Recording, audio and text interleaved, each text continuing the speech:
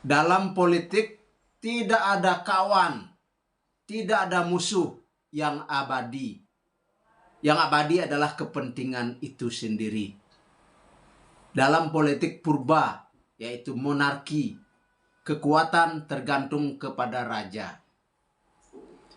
Memasuki tahun politik, kita sudah memiliki 3 pasangan capres dan cawapres.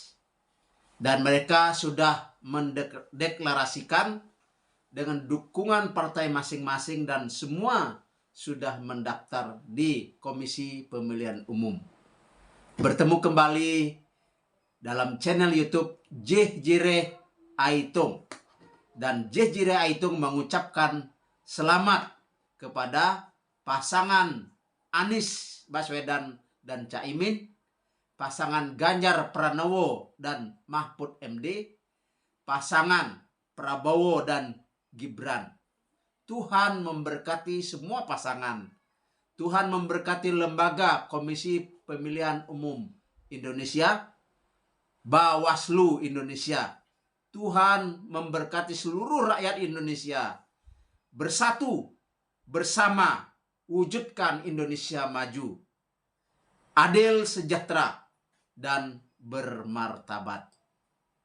Saudara-saudaraku yang saya kasih di dalam Tuhan, kebenaran meninggikan derajat bangsa, tetapi dosa adalah noda bangsa. Jejire Aitung mengucapkan, bersama Yesus ada masa depan, bersama Yesus masa depan cemerlang. Pasti, pasti, pasti. Saat Daud diurapi menjadi raja, dia masih remaja, sekitar 16, 17, 18 tahun. Tapi dia menunggu waktu. Bisa 14 tahun, bisa 13 tahun, bisa 12 tahun. Karena saat dia menjadi raja, dia menjadi raja di usia 30 tahun. 2 Samuel pasal 5 ayat 4. Dan 40 tahun ia memerintah. Dia memerintah 7 tahun di Hebron dan 33 tahun di Yerusalem. Jadi Yerusalem sudah menjadi ibu kota negara Israel sejak zaman Raja Daud. Saudaraku, masalah usia, masalah umur.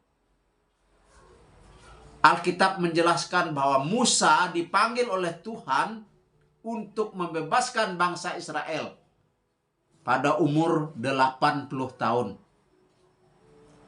Yesus melayani di bumi ini pada waktu ia berusia 30 tahun. Dan kurang lebih saat usia 33 tahun setengah dia disalibkan. Politik Raja Daud, ia menunggu waktu Tuhan. Ia merangkul. Dia tidak memukul. Dia ingin jadikan semua orang itu sahabat. Dia jadikan Tuhan itu bos. Dia bertanya kepada Tuhan apa yang harus dia buat. Apa yang Tuhan kehendaki. Saat dia salah, dia mengakui salah. Kemudian dia memerintah dengan manajemen yang tepat. Menempatkan orang sesuai dengan keahliannya. Saat Daud sedang memerintah sebagai raja, anaknya yang bernama Salomo atau anaknya yang bernama Absalom, ia memberontak kepada bapaknya. Dia membangun politik pencitraan, lalu dia makar, dia menjadikan orang Israel pecah belah, maka terjadilah perang saudara. Dan jangan sampai terjadi di negara Indonesia yang kita cintai ini. Dosa-dosa Daud mengakibatkan banyak bencana. Dia berzina, dia membunuh, dia merampas. Dosanya memang diampuni oleh Tuhan, tetapi akibat-akibatnya luar biasa, dahsyat sekali. Apa yang dia tabur itu yang dia tuai. Dia menabur angin, menuai badai. Saudaraku yang saya kasih di dalam Tuhan, kita refleksi. Tahta, kedudukan, jabatan itu tidak salah. Lebih lagi, jika digunakan dengan cara yang baik, cara yang tepat, itu akan berguna bagi banyak orang. Harta juga baik, tidak jahat. Kita perlu harta, kita cari harta, kita dapatkan harta, kita gunakan harta untuk kesejahteraan diri kita dan kesejahteraan umat manusia. Jangan jadikan harta untuk nyogok orang. Jangan jadikan harta menjadi bahan supaya orang bisa bunuh orang lain dengan adanya uang. Perempuan, wanita yang cantik itu baik. Itu karunia Tuhan. Kita harus syukuri. Dan berbahagialah saudara-saudara yang memiliki istri yang cantik. Tuhan memberkati saudara. Tetapi jangan jadikan tahta, harta untuk mengumpulkan sebanyak-banyaknya wanita. Saudaraku yang saya kasih di dalam Tuhan Yesus, sesudah gejolak dari dalam istana antara pengikut Raja Saul di bawah Panglima Abner bin Ner, terus ada perang dengan Raja Daud di bawah Panglima Yoab. Daud sendiri tidak menghendaki peperangan. Ia ingin merangkul, namun orang-orang Daud tidak setuju. Walaupun begitu, akhirnya ada pemufakatan untuk menggabungkan 12 suku menjadi satu kerajaan. Itu sekitar 7-8 tahun.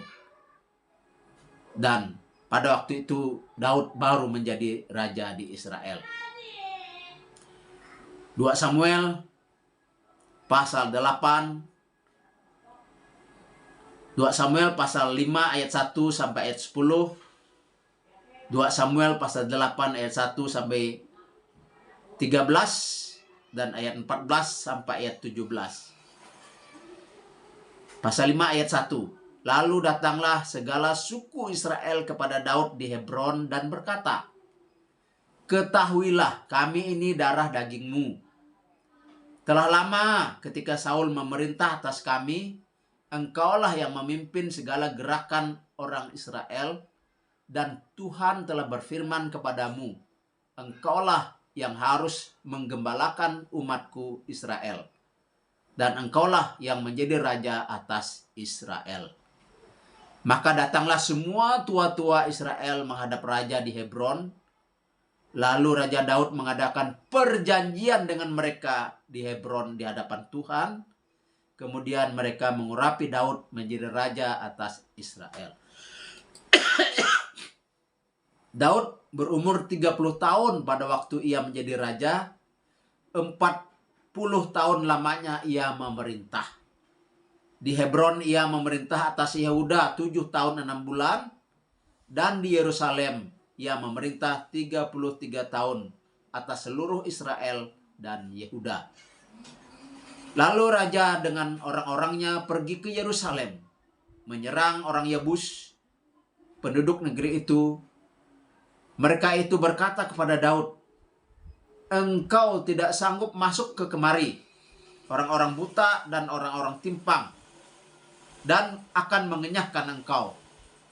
Maksud mereka, Daud tidak sanggup masuk kemari. Tetapi Daud merebut kubu pertahanan Sion, yaitu kota Daud.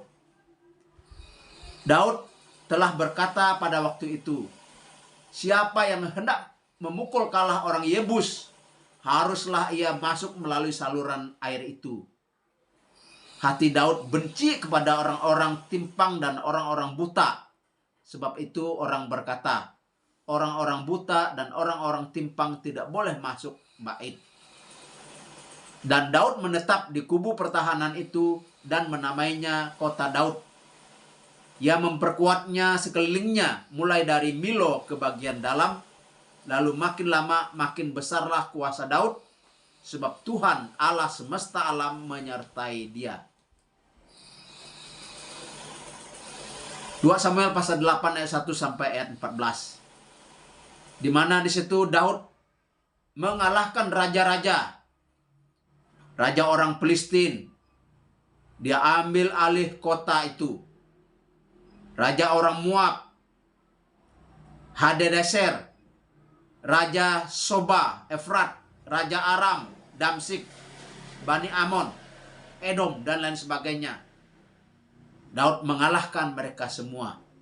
Dan dalam 2 Samuel pasal 8, 15 sampai ayat 17, demikianlah Daud telah memerintah atas seluruh Israel dan menegakkan keadilan dan kebenaran bagi seluruh bangsa.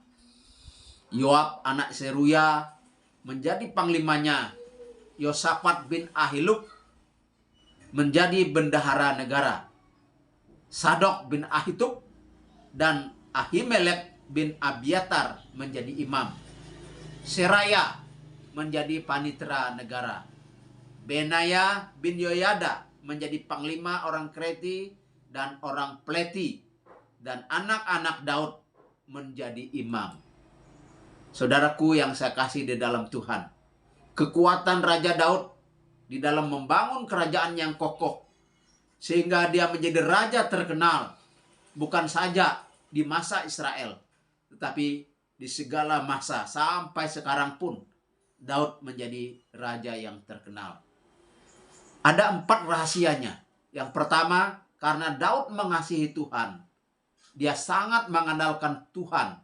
Dan Tuhan berada di pihaknya. Tuhan selalu menolongnya. Tuhan selalu memberi yang terbaik kepada Daud. Yang kedua, menegakkan keadilan dan kebenaran. Yang ketiga, menempatkan orang-orang yang tepat di tempat yang tepat. Yang keempat, Daud bergaul akrab dengan Tuhan sejak masa mudanya. Dia bergaul dengan Tuhan saat dia menghadapi tantangan dan masalah.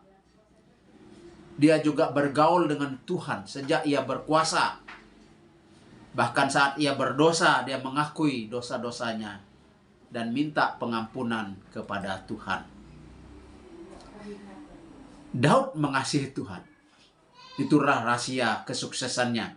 Yang pertama, dia mengandalkan Tuhan. Mazmur pasal 18 ayat 1. Untuk pemimpin biduan dari hamba Tuhan, yakni Daud, yang menyampaikan perkataan nyanyian ini kepada Tuhan.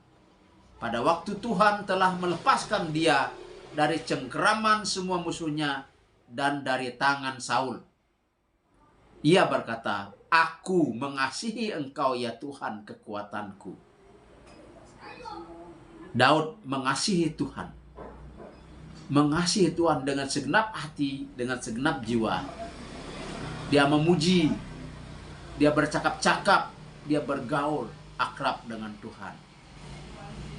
Alkitab juga menjelaskan mengapa kerajaan Daud itu kokoh. Karena ia menegakkan kebenaran dan menegakkan keadilan. Bacaan kita tadi 2 Samuel pasal 8 ayat 15. Demikianlah Daud telah memerintah atas seluruh Israel dan menegakkan keadilan dan kebenaran bagi seluruh bangsanya.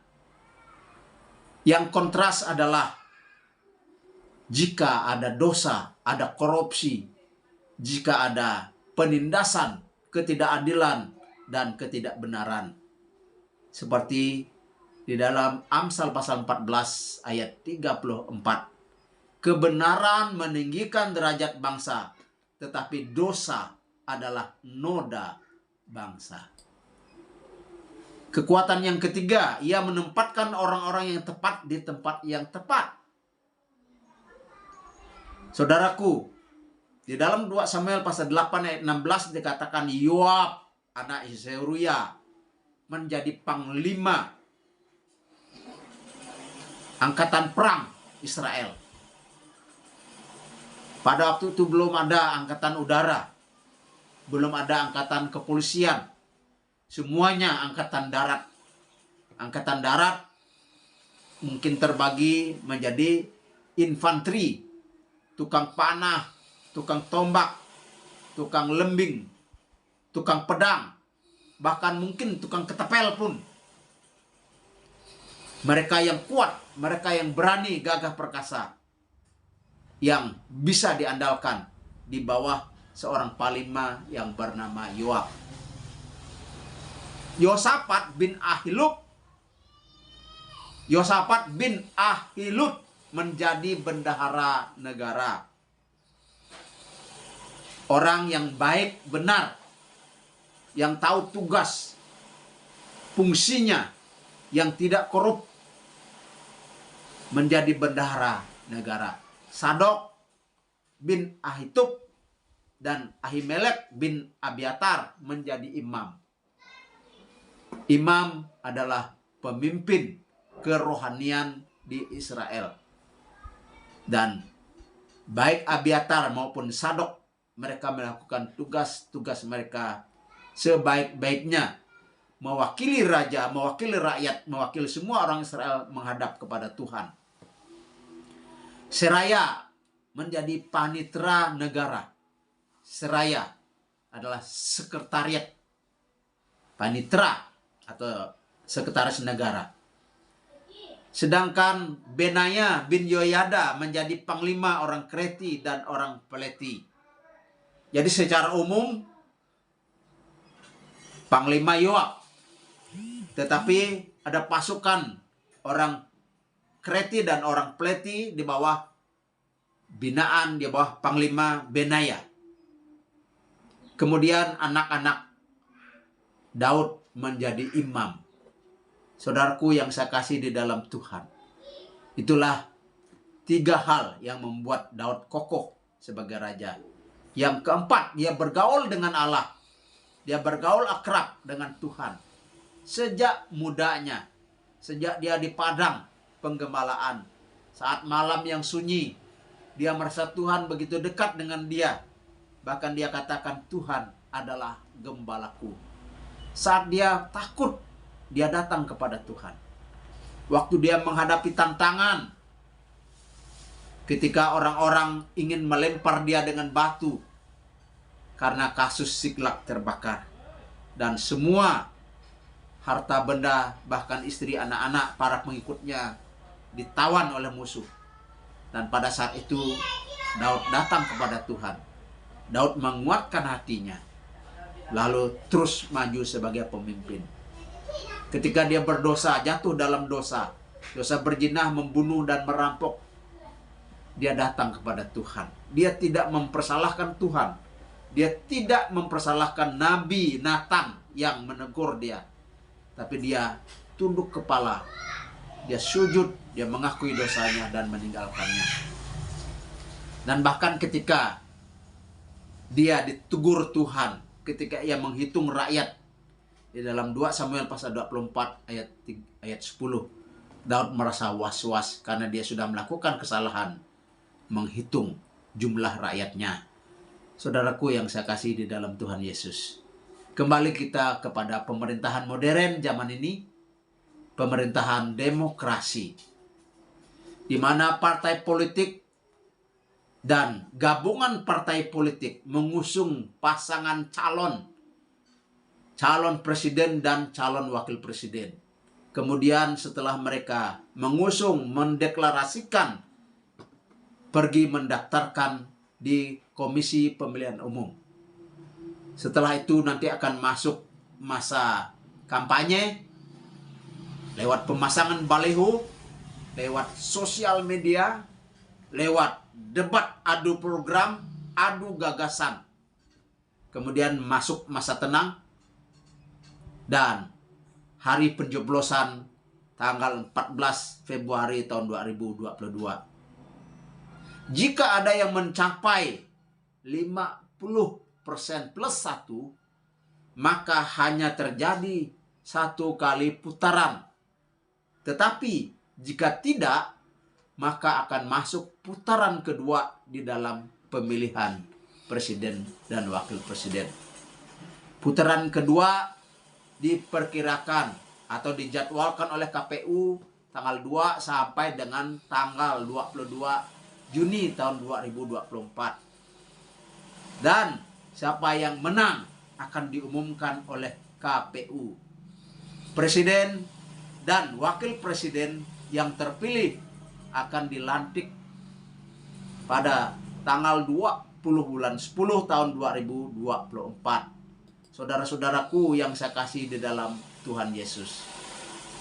Sistem pemerintahan kita sudah belajar. Ada sistem teokrasi, pemerintahan yang ditunjuk oleh Tuhan Allah.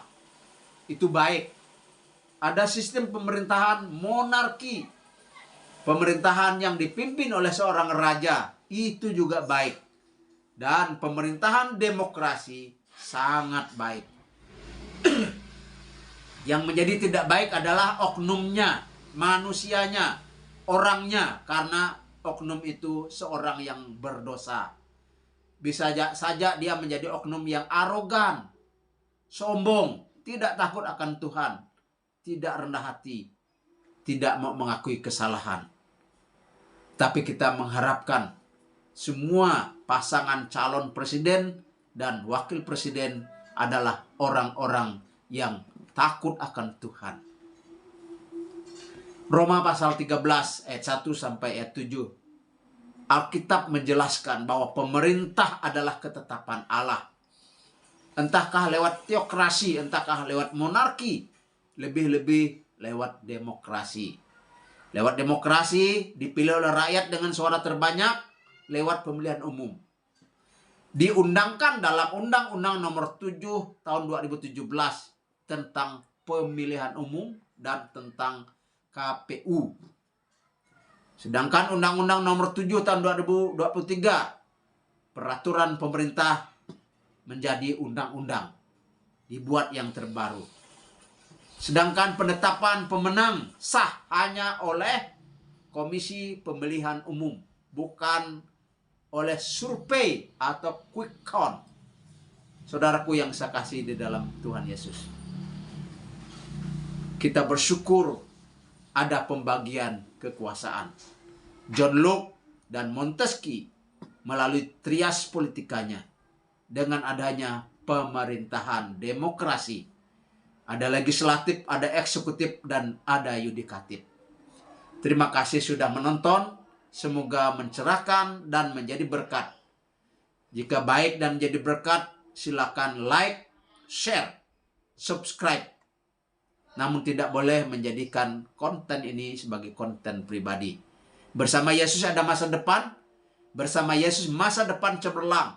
Pasti, pasti, pasti. Salam hormat dari Pendeta Najarudin. Jika berkenan silakan berdonasi melalui Bank Rakyat Indonesia dengan nomor rekening atas nama Najarudin 0567 0100 5100 506. Terima kasih. Tuhan memberkati. Haleluya.